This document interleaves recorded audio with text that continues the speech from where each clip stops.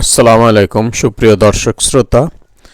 আমার গত ভিডিওতে অ্যাকাউন্টিং বইয়ের ১৭৬ পৃষ্ঠা ৭ নম্বর অঙ্কটার শেষ অংশটা আসেনি, দুঃখিত এই জন্য। তো আমি সে অংশটা এখন দিয়ে দিচ্ছি। সেটা হচ্ছে বিশদ আয় বিবরণীর নিট মুনাফাটা আমি বের করব।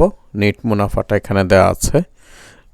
নিট মুনাফা কীভাবে বের করব, অর্থাৎ ট্যাক্স বাদ দিয়ে যেই মুনাফা। তো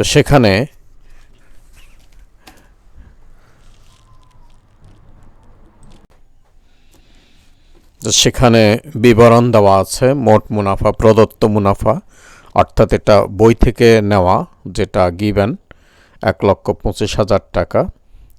এখানে পরিচালন ব্যয়টা বাদ যাবে। সে পরিচালন ব্যয় হচ্ছে বেতন যোগ ভাতা ৩০,০০০ টাকা, কর অভিকর বকেয়া কর অভিকর হচ্ছে ১৪,৫০০ টাকা, যেটা ব্যালেন্স শিটে আছে।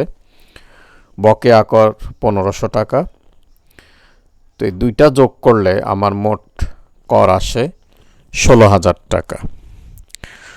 আর অগ্রিম অভিকর এখান থেকে বাদ যাবে, যেহেতু ট্যাক্স এটা প্রিম্যাচিউর ট্যাক্স, আনঅ্যাডাল্টারেট ট্যাক্স বাদ গিয়ে আমার হবে ১৫,৫০০ টাকা। এই গেল ট্যাক্সের হিসাব।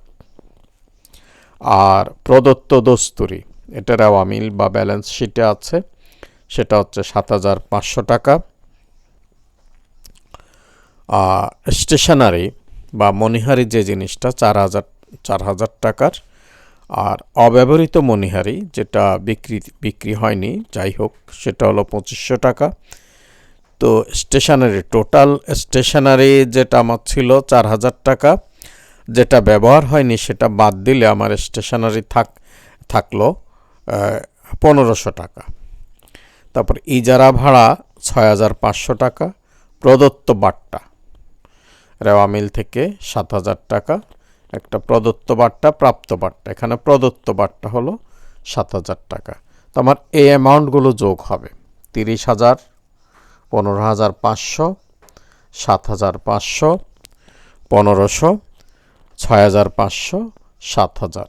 এই মিলে আমার হলো ৬৮,০০০ টাকা।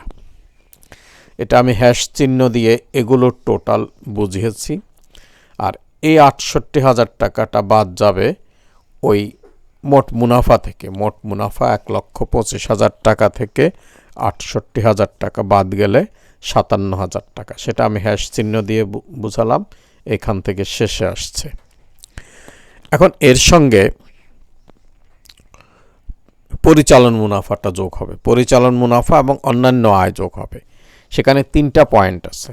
একটা হলো প্রাপ্ত মজুরি, প্রাপ্ত লভ্যাংশ, প্রাপ্ত বাট্টা। তো প্রাপ্ত মজুরি হলো ১৮,০০০ টাকা, প্রাপ্ত লভ্যাংশ হলো ৩০,০০০ টাকা, আর প্রাপ্ত বাট্টা হলো ১২,৮০০ টাকা।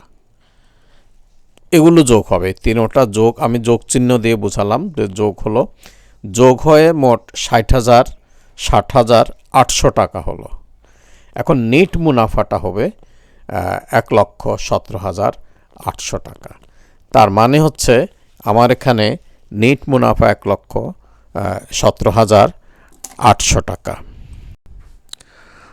অর্থাৎ ক অংশের ফাইনালি বলতে চাই, ক অংশের উত্তর হচ্ছে, যেটা নিট চলতি সম্পদ, সেটা হবে ১,৪০,৫০০ টাকা। আর মোট মুনাফা ২০১৭ সালের 31 ডিসেম্বরে, যেটা এন্ডিং ইয়ারে, সেখানে হবে ১,৪১,২০০ টাকা।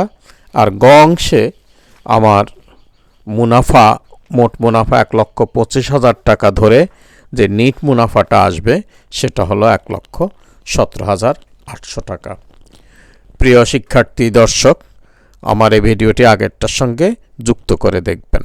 আসসালামু আলাইকুম, খুদা হাফেজ।